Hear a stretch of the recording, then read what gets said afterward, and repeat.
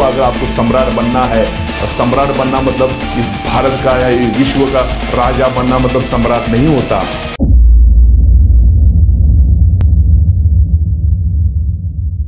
जय हिंद।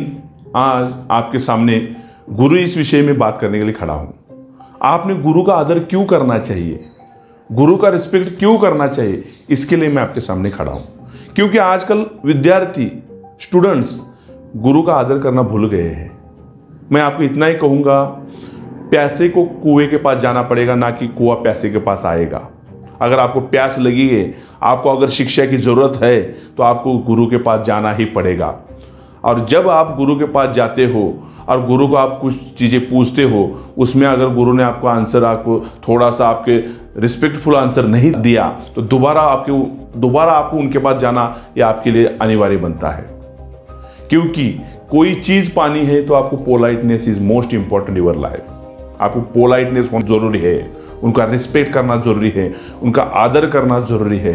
आपको हर कोई चीज़ पानी है तो घर में भी अगर आपको किसी से आपको घूमने के लिए कहीं बाहर जाना है और पिताजी से पैसा मांगना पड़ता है या माताजी से पैसा मांगना पड़ता है, उससे पहले आपको घर में कुछ थोड़ा बहुत काम करना पड़ता है और उनके काम करके उनको थोड़ा सा खुश करना पड़ता है। उसके बाद अपने माता पिता आपको जो मांगेंगे वो देने की कोशिश करता है। वैसा ही अगर गुरु के पास जाते हो तो उनको रिस्पेक्ट की ज़रूरत है, और आप गुरु का रिस्पेक्ट करते रहोगे तो अच्छी शिक्षा प्राप्त करते रहोगे, आपको बड़ा से बड़ा आदमी बनते जाओगे। जब महाभारत में पितामह भीष्म और महर्षि परशुराम की जब लड़ाई होने वाली थी, पितामह भीष्म के गुरु परशुराम थे और उनको लड़ाई का ऐसा एक संबंध आ गया कि दोनों आमने सामने खड़े हो गए।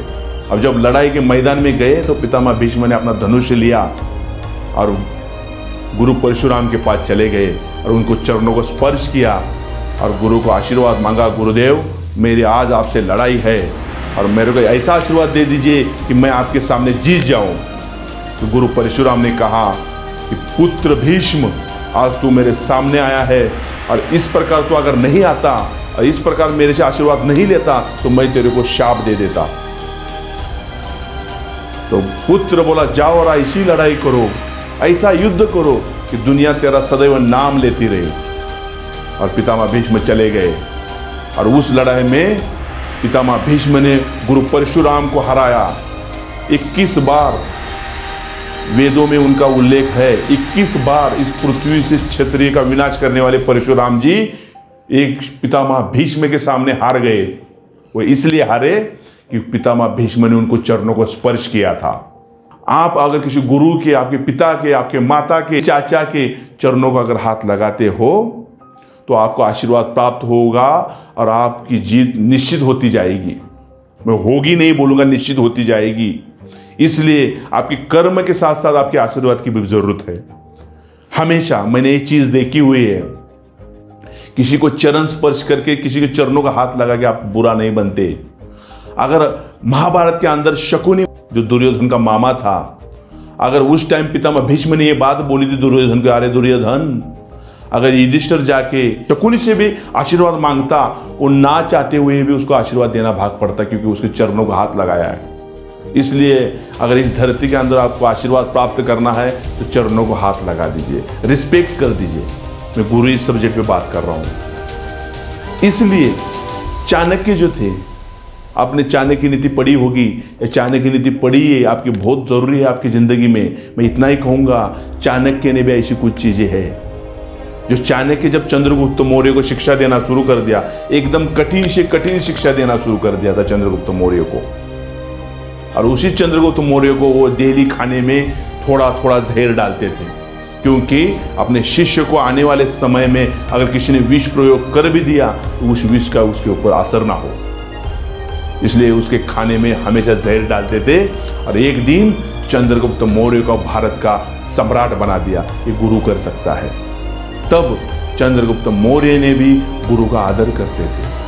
और यही आपको, अगर आपको सम्राट बनना है, और सम्राट बनना मतलब इस भारत का या विश्व का राजा बनना मतलब सम्राट नहीं होता।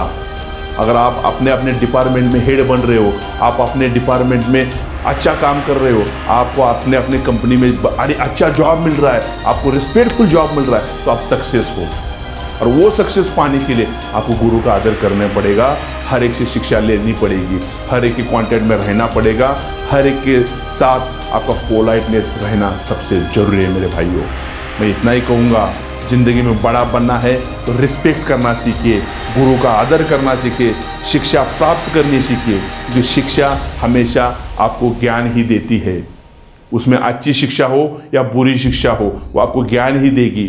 इसलिए हमेशा respect is most important in your life.